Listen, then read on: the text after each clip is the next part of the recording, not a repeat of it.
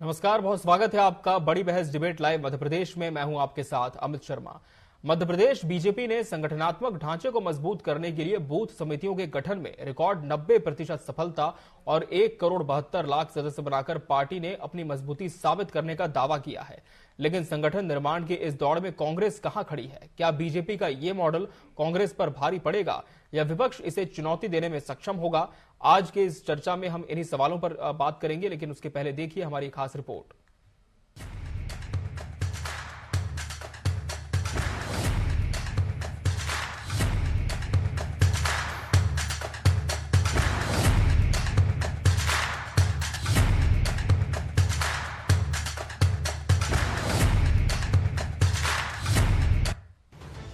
मध्य प्रदेश में बीजेपी ने संगठन पर्व के पहले चरण में बूथ समितियों के गठन का बड़ा लक्ष्य हासिल किया है। प्रदेश अध्यक्ष वीडी शर्मा के मुताबिक 65,015 बूथों में से 90% यानी 55,559 बूथों पर समितियां गठित की जा चुकी हैं। इनमें 3 महिला कार्यकर्ता और SC/ST के सदस्य शामिल किए गए हैं। 1,72,00,000 सदस्यों के साथ बीजेपी ने देश भर में संगठन को नई मजबूती का दावा किया है। दिसंबर में मंडल और जिला अध्यक्षों के चुनाव होंगे, जिसमें सर्वसम्मति से चयन को प्राथमिकता दी जाएगी।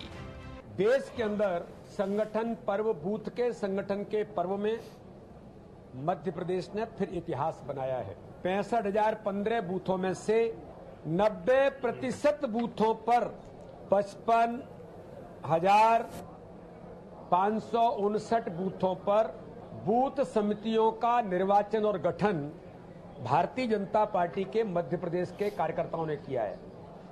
ये इतिहास मध्य प्रदेश ने फिर बनाया है, जिसमें 3 महिला कार्यकर्ता, अनुसूचित जाति जनजाति के भाई और बहन, सारे टारगेट को रिकॉर्ड तोड़कर 1,72,00,000 से ऊपर भारतीय जनता पार्टी ने मध्य प्रदेश के अंदर सदस्यता के अभियान में भी इतिहास बनाने का काम किया है। पार्टी ने कार्यकर्ताओं से लेकर नेताओं तक को संगठन की गाइडलाइन बता दी है। संगठन के शीर्ष नेताओं ने साफ हिदायत देते हुए कहा है कि मंडल से लेकर जिला अध्यक्ष और अन्य पदों की दावेदारी के लिए भोपाल किसी नेता के यहां आने की आवश्यकता नहीं है। इन दायित्वों पर स्थानीय जनप्रतिनिधि और पदाधिकारी के परामर्श से ही चयन होगा। मंडलों की रिस्ट्रक्चरिंग भी कर रहे हैं, तो लगभग मुझे लगता है कि 1300 के करीब हमारे मंडल होंगे। उनका संगठन का पर्व 1 से 15 और 16 से लेकर के 31 तक जिलों के संगठन के पर्व को सभी कार्यकर्ता मिलकर के भारतीय जनता पार्टी की पद्धति के अनुरूप हम सब मिलकर के उत्साह और उमंग के साथ मनाएंगे। इसके बाद 30 तारीख को दिल्ली में फिर हमारी कार्यशाला होगी, तीसरी कार्यशाला। उसके बाद आगामी कार्यक्रम की रचना बनेगी। वहीं कांग्रेस ने अपने संगठन को मजबूत करने के लिए ब्लॉक और जिला स्तर पर समितियों का पुनर्गठन शुरू किया है। जिलों में कार्यकर्ताओं की सक्रिय भागीदारी सुनिश्चित करने के लिए नई योजनाएं लाई जा रही हैं। युवा और अनुभवी नेताओं का संतुलन बनाते हुए उन्हें जमीनी स्तर पर जिम्मेदारी दी जा रही है। हर बूथ पर कांग्रेस कार्यकर्ताओं की सक्रियता सुनिश्चित करने की कोशिश हो रही है। भारतीय जनता पार्टी झूठ बोलो, जोर से बोलो और बार बार बोलो बोलती है। पहले कहते थे हमारे पन्ना प्रमुख हैं, फिर विधान लोकसभा में कहते थे 370 वोट बढ़ाएंगे। या ना तो इनके फर्जी पन्ना प्रमुख हैं या फिर इनके फर्जी संगठन है। बातें मिस कॉल की करते हैं, दूसरा जिनने नंबर ही नहीं दिया, जिनने मिस कॉल ही नहीं करा उनको, तो ये इनकी बातों में कोई सच्चाई नहीं। कांग्रेस पार्टी का संगठन ब्लॉक स्तर, विधानसभा स्तर, उसके निचले स्तर के ऊपर, मंडल सेक्टर के ऊपर और अब पंचायत स्तर पर भी पूरे संगठन की कांग्रेस की तैयारी चल रही। कांग्रेस पार्टी लगातार अपने कार्यकर्ताओं के साथ मजबूती के साथ जनता के मुद्दे उठाती है और जनता के मुद्दों पर बात करती है जनता के भी। संगठनात्मक मजबूती की इस दौड़ में बीजेपी और कांग्रेस के सामने अपने अपने दावे और चुनौतियां हैं, लेकिन देखना ये होगा कि 2024 के चुनावों में संगठन की ये तैयारियां किस पार्टी को लाभ पहुंचाएंगी। Bureau report, TV 24 news. तो चर्चा की शुरुआत करेंगे इसी विषय पर और हमारे साथ खास मेहमानों का पैनल भी जुड़ चुका है। हमारे साथ बीजेपी प्रवक्ता वंदना त्रिपाठी जी जुड़ी हैं। वंदना जी, बहुत स्वागत है आपका इस चर्चा में। कांग्रेस प्रवक्ता विक्रम चौधरी जी प्रतिपक्ष का पक्ष रखेंगे। विक्रम जी, आपका भी बहुत बहुत स्वागत है। राजनीतिक विश्लेषक नीरज शांडिल्य जी भी इस चर्चा का अहम हिस्सा है। नीरज जी, आपका भी बहुत बहुत स्वागत है इस चर्चा में। वंदना जी, निश्चित तौर पर दावे कई किए हैं पार्टी ने कि इतने करोड़ सदस्य हमारे हो चुके हैं, लेकिन कांग्रेस ने अब इन दावों पर ही सवाल खड़े कर दिए हैं। कह रहे हैं कि सिर्फ दिखावा है, लेकिन जो असल आंकड़े हैं धरातल से कोसों दूर है। लेकिन सवाल यह है वंदना जी कि क्या जो लक्ष्य लेकर भाजपा चल रही थी अपने सदस्यों को लेकर संगठन की मजबूती का, उस लक्ष्य को पार कर चुकी है पार्टी या बहुत हद तक इसमें सफलता मिल पाई है आपको? जी नमस्कार सभी को। देखिए नमस्कार। सबसे पहले तो जिस प्रकार से हमारे माननीय प्रदेश अध्यक्ष जी ने कहा है, जी बात को मैं आगे बढ़ाते हुए कहूँ कि भारतीय जनता पार्टी जो संगठन पर्व को लेकर प्रतिबद्धता से कार्य कर रही थी, जी मुझे लगता है आवाज इको हो रही है शायद। जी मैम, चेक करवा रहे हैं। जी अच्छा प्लीज चेक करा लीजिए। जी जी मैम, आपको अब आवाज स्पष्ट मिल पा रही है हमारी? हेलो, जी मैम, आपकी बात रखें। आ रही है आवाज? जी आवाज आ रही है? जी, आपकी आवाज आ रही है। जी जी देखिए भारतीय जनता पार्टी संगठन बहुत मजबूती के साथ कार्य कर रहे हैं। आपने देखा किस प्रकार से 1,72,000 सदस्य बनाकर हमने रिकॉर्ड बनाया है। दूसरी चीज, जब हम अपनी समितियों के गठन की बात करें तो हमारे 90% समितियों का गठन हो चुका है। और जिस प्रकार से माननीय प्रदेश अध्यक्ष जी ने बताया है कि कम से कम 3 महिलाओं को हमने उसमें स्थान दिया है। जी हमने ट्राइबल और एसटी कैटेगरी की महिलाओं का भी ध्यान रखा है, लोगों का भी ध्यान रखा है। दूसरी चीज ये कि कुछ तो ऐसी बूथ समितियां गठित हुई हैं जिसमें 90% तक महिलाएं हैं। जी मंदसौर में एक बूथ कमेटी का गठन हुआ है जिसमें पूरी समिति महिलाओं से परिपूर्ण है। 12 मेंबर्स होते हैं समिति में, 12 की 12 मेंबर्स विमेन हैं। जी मैं खुद के बूथ की भी बात करूं, जिस बूथ पर मैं, उस पर भी 8 सदस्य महिलाएं। जी ये दर्शाता है कि भारतीय जनता पार्टी जो एक महिलाओं को सशक्त बनाने का, महिलाओं को आगे लाने की बात कर रही है, महिलाओं को प्रतिनिधित्व देने की बात कर रही है, वो हमारे बूथ जो बूथ संगठन पर्व है उसमें आपको देखने को मिला है। जिस प्रकार से हमारी बूथ कमेटियों का जो गठन हुआ है जी और जिस प्रकार से हमारी बहनों को उसमें स्थान मिला है, ये दर्शाता है कि जो हम कहते हैं वो करते हैं। हमने कहा कि हम नारी को सशक्त बनाएंगे, उन्हें प्रतिनिधित्व देंगे, तो हमने वो करके दिखाया। उसके अलावा हमने कहा कि हमने 1,72,00,000 सदस्य मध्य प्रदेश में बने हैं, जी तो उनका आधिकारिक रिकॉर्ड हमारे पास। कांग्रेस पार्टी ना उसे झुटला सकती है, ना ये कह सकती है कि हम लोगों ने सदस्य नहीं बनाए हैं। जी ये ऑफिशियल है और ऑफिशियल आंकड़े तो हमने अपनी वेबसाइट पर अपलोड किए। कांग्रेस पार्टी की तरफ फर्जीवाड़ा करना हमें आता भी। उसके विक्रम जी, अलावा अगर हम जी बात करें, हम जी मैम, फिर से आपका रुख करूंगा मैं। विक्रम जी का रुख कर लेते हैं। विक्रम जी, ऑफिशियल है सारे आंकड़े जो कि भाजपा ने सदस्य बनाए हैं, लेकिन कांग्रेस अपने संगठन को कहां देख रही है? क्या मजबूती से अब कह सकते हैं कि आगे बढ़ रहा है संगठन?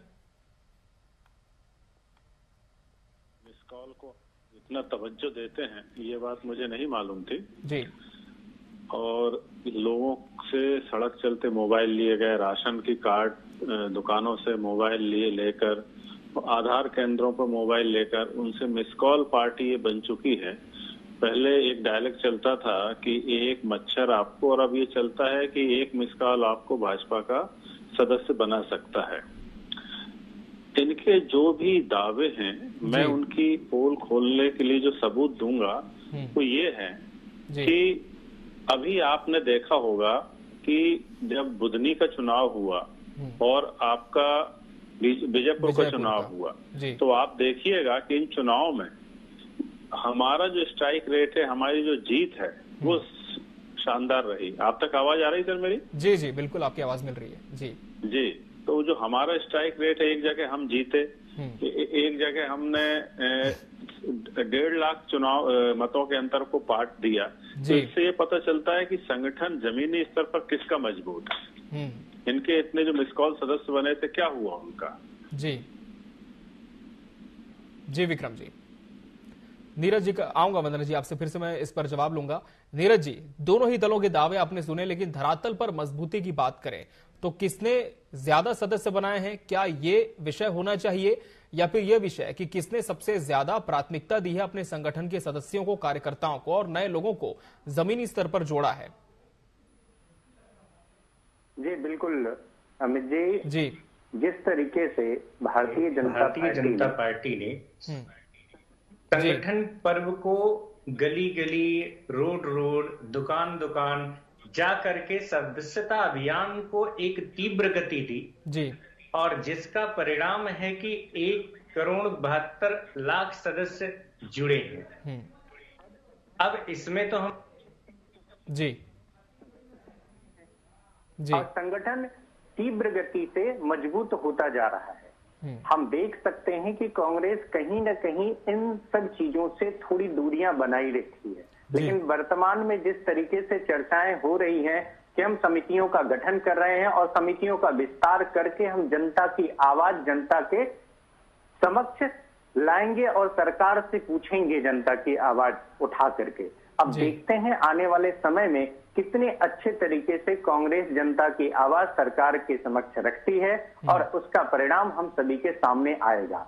और जिस तरीके से भारतीय जनता पार्टी संगठन की चर्चा कर रही है, तो संगठन के मायने में वर्तमान समय में भारतीय जनता पार्टी मजबूती से सामने दिखाई दे रही है। जी चलिए, राजनीतिक विश्लेषक तो मान रहे वंदना जी कि संगठन मजबूती से है, लेकिन विपक्ष ने फिर से आंकड़ों पर सवाल खड़े किए हैं।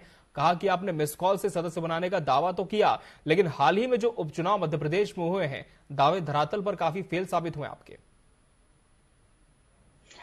देखिए, दावे धरातल पर साबित हुए हैं या नहीं, ये तो पिछले चुनावों में पता चल चुका है। जिस प्रकार से लोकसभा चुनाव में कांग्रेस पार्टी शून्य पर अटक गई थी जी। तो कांग्रेस पार्टी को इस तरह का दम नहीं भरना चाहिए। एक विधानसभा जीतकर कांग्रेस पार्टी अगर अपने आप को अजय समझ रही है, तो कांग्रेस पार्टी जरा पूर्व में जाए और देखे कि किस प्रकार से विधानसभा चुनाव में, लोकसभा चुनाव में इन लोगों की हार हुई है। दूसरी चीज ये कि संगठन की मजबूती की जब बात आती है, तो सदस्यता अभियान हमारा उस संगठन को मजबूत बनाने का एक हिस्सा है। हम अपने संगठन पर्व के तहत सदस्यता अभियान चलाते हैं। उसके बाद जो हमारे धरातल पर कार्य करने वाले कार्यकर्ता हैं, जो पूरी प्रतिबद्धता के साथ कार्य कर रहे हैं, प्राथमिकता उन्हें दी जाती है, उन्हें बूथ समितियों में रखा जाता है। अभी आप देखिए, मध्य प्रदेश भारतीय जनता पार्टी को आप मध्य प्रदेश कांग्रेस से कंपेयर करिए। हमने तो तिथि बता दी है कि 15 दिसंबर तक हम कोशिश करेंगे कि मंडल अध्यक्षों के चुनाव हो जाए, 31 दिसंबर तक हमारे जिला अध्यक्षों के चुनाव हो जाए। कांग्रेस पार्टी में तो कोई दिशा निर्देश ही जारी नहीं किए गए हैं।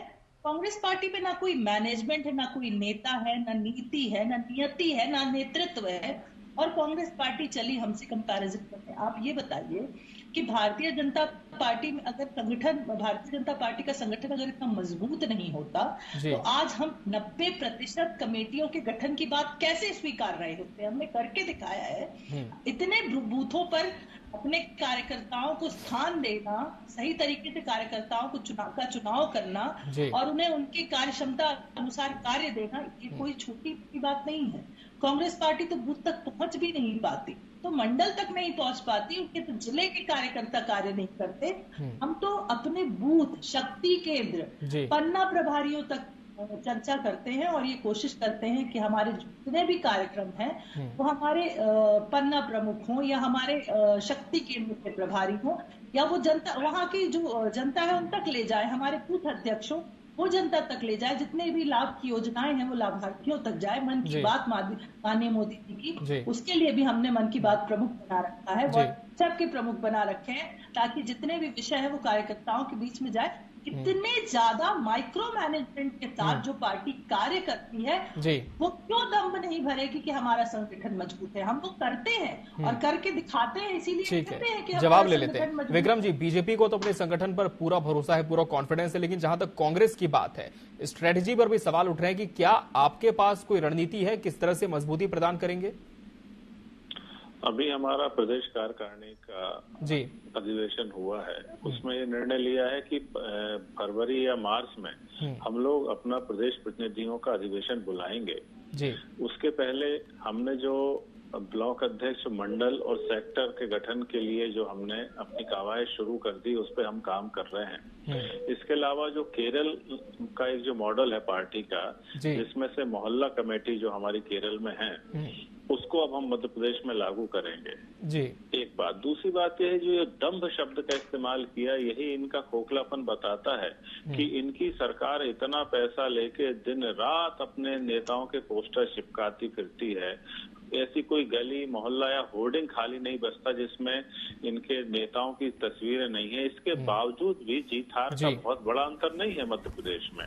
एक बात। दूसरी बात, इनके संगठन की मजबूती देने के लिए इनको राजस्थान के एक डकैत बंटी रावत को विजयपुर चुनाव में आयतित करना पड़ता है। इनके अभी मुकेश मल्होत्रा जी जो विधायक निर्वाचित, उन्होंने बताया है कि किस तरीके से हजारों लोगों को बूथ तक पहुंचने नहीं दिया जाता है। तो इनका संगठन की जो मजबूती है वो गुंडागिर्दी है, प्रशासन का बेरहमी से और असंवैधानिक इस्तेमाल इनकी ताकत है। इनकी ताकत इनका संगठन नहीं है। ये तो, और यदि इनका संगठन ताकत होता तो इनको क्यों बड़े बड़े मीडिया मैनेजमेंट ग्रुप को हायर करना पड़ता है? क्यों इनके नेताओं को यहाँ तक लोग लगते हैं कि आज आप कौन से कपड़े पहनेंगे, आप कैसे खड़े होंगे, कैसे बोलेंगे? हजारों करोड़ रुपया जब ये इन चीजों पे खर्च कर रहे हैं, इसका मतलब ये है कि धरातल पे इनका जो संगठन है वो खोखला है, इनके दावे बेबुनियाद हैं। जी। और भाजपा तो अब ये माफिया की पार्टी बन गई, मिसकाल पार्टी है। अब मिसकाल तो भारतवर्ष के लोगों के लिए, स्पैम कॉल तो भारतवर्ष के लोगों के लिए समस्या बन गए हैं। इसलिए तो अब पता चल रहा है कि जो ओटीपी है वो 10-15 मिनट लेट आएगी, अब तत्काल ओटीपी नहीं आएगी। ट्राई को मजबूर होना पड़ा इनकी मिसकाल की हरकतों के कारण कि ओटीपी अब तत्काल नहीं भेजेंगे। वंदना जी, जवाब दीजिए, क्या सिर्फ पीआर और मार्केटिंग तक ही संगठन सीमित रह गया है? क्षमा करें, मैं इनका प्रश्न सुन नहीं पाई थी। इन्होंने कहा है कि आपके जो तमाम नेता हैं, हर गली में आज उनके पोस्टर्स हैं, मार्केटिंग पे आप करोड़ों रुपए खर्च कर रहे हैं, एजेंसीज को हायर कर रहे हैं, तो क्या सिर्फ यहीं तक संगठन सीमित रह गया है?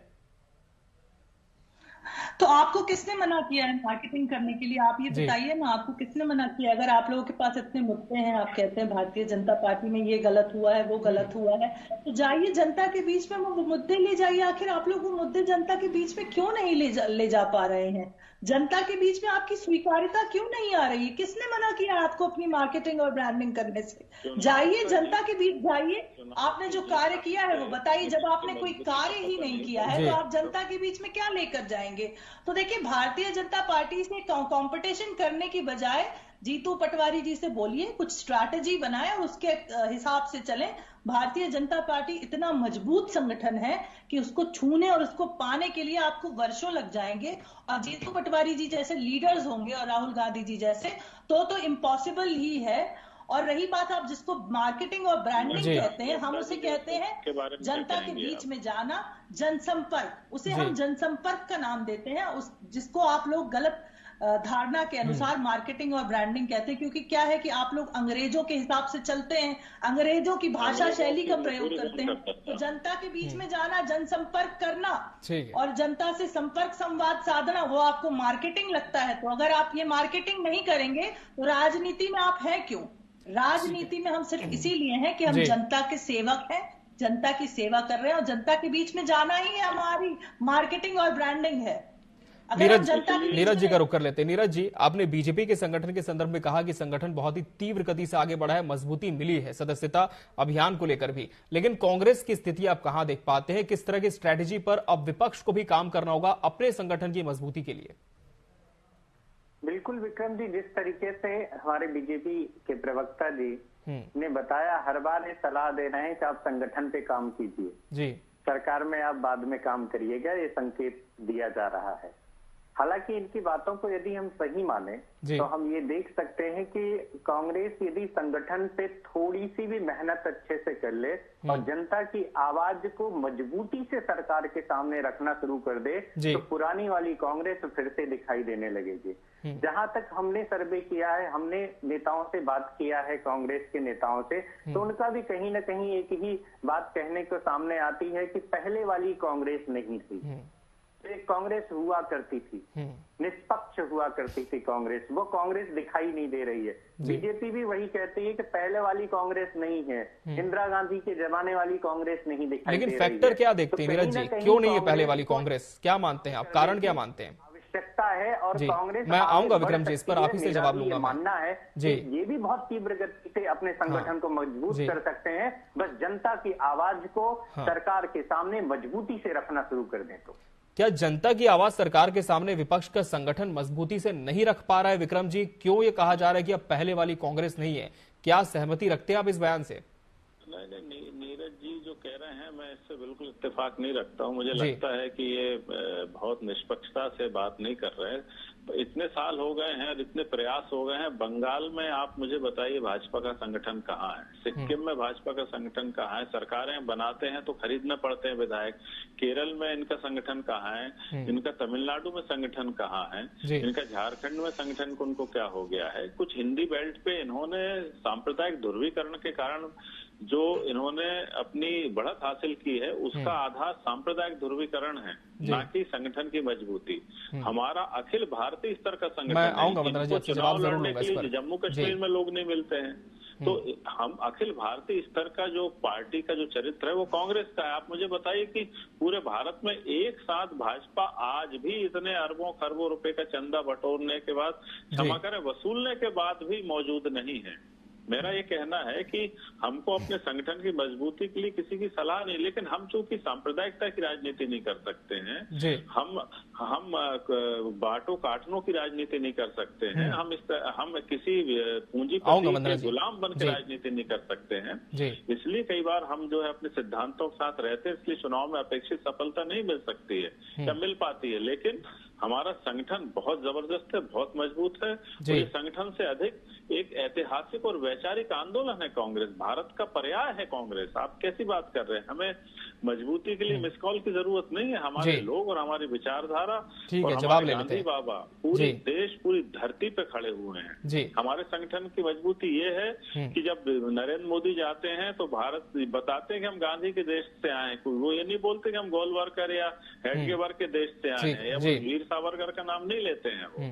वंदना जी, कांग्रेस कह रही कि हम सांप्रदायिकता की राजनीति नहीं करते और हमारा संगठन का यही ध्येय है। कांग्रेस ने यहां तक भी कहा है कि महिलाओं को और कुछ अन्य वर्ग के कार्यकर्ताओं को केवल आपने संख्या पूरी करने के लिए शामिल किया है, एक ये भी बयान आया था। अब जवाब दीजिए इस पर। देखिए, कांग्रेस पार्टी की बातों में कितना विरोधाभास है। अभी कुछ दिनों पहले जब माननीय प्रधानमंत्री मोदी जी ने कहा था एक रहोगे तो सेफ रहोगे, तब इन्होंने उस स्टेटमेंट का ध्रुवीकरण करने की कोशिश करी। ये कहते हैं कि हम सांप्रदायिक सौहार्द बिगाड़ने की कोशिश नहीं करते। तो जब हमने कहा एक रहोगे तो सेफ रहोगे, तो उसमें इनको आपत्ति क्यों हुई? अगर हम भारतीयों को एक होने की बात एक रहने की बात कर रहे हैं तो उसमें भी इन्हें आपत्ति है। दूसरी चीज, अभी मैंने फिर से कहा, और अगर हुआ तो मैं अगली डिबेट में जब भी आपके चैनल से जुड़ूंगी, लिस्ट लेकर बैठूंगी ऐसी बूथ समितियों की जहां पर महिलाएं प्रतिनिधित्व कर रही है पुरुषों की अपेक्षा, और भारतीय जनता पार्टी में ये हो रहा है। ये हम कोई हवाई बातें कांग्रेस की तरह नहीं कर रहे हैं कि हम महिलाओं को आगे लाएंगे, और जब इनकी लोकसभा की सूची आती है तो मात्र एक महिला प्रत्याशी। हम तो मैं भी कह रही हूँ कि जिस बूथ पर मैं कार्य करती हूँ 8 महिला सदस्य हैं 12 में से। तो आप बताइए कि अगर इतना प्रतिनिधित्व देने का कार्य इतने निचले स्तर तक भारतीय जनता पार्टी कर रही है, और आपने देखा कि भारतीय जनता पार्टी से जिलाध्यक्ष भी एक जिले की महिला है, पांडुर्ना की जो जिलाध्यक्ष है वो एक महिला है। हमने महिला मोर्चा बना रखा है महिलाओं के लिए, अन्य जातियों के लिए मोर्चे बना रखे हैं। तो हम किस पार्टी में नहीं है? सबका कल्याण की नीति से कार्य करते हैं। और 1,72,00,000 जो हमारे सदस्य बने हैं वो भी सारे वर्गों से, सारे संप्रदाय से, बच्चे युवा जो है वो भी है हमारे इसमें, महिला है, पुरुष है। तो हम सबका साथ, सबका विकास, सबका कल्याण वाली पार्टी है।